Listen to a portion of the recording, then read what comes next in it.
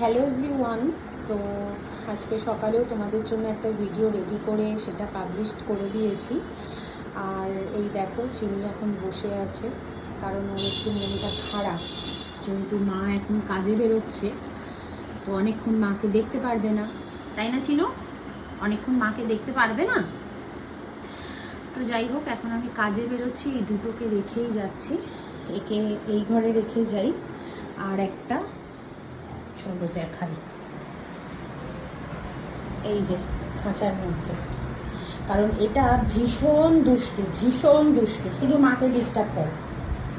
আর মা বিরক্ত হয়ে যায়, বিরক্ত হয়ে তারপর চিৎকার চিল্লামিল্লি করে। কুটুস, অন্যায় করো না, চুপ করে ঘুমু করো, আমি চলে আসবো, 2-2.5 ঘন্টার মধ্যে আসবো, ঠিক আছে? সো আজকে একটু তাড়াতাড়ি আসবো। তো যাই হোক, এদের দুটোকে এইভাবেই রেখে যাই। তো আমার তো আর কিছু করার নেই, কারণ আমি আর আমার হাজব্যান্ডই থাকি। তো সেও সকাল সকাল বেরিয়ে যায়, রাত করে ঢুকে, আমারও চাকরি। কিন্তু একটা জিনিস কি জানো, আমার চিনি থাকাতে, মানে চিনি কোথায় গেল? তো যাই হোক, ও মনে হয় তলায় চলে গেছে, এই যে।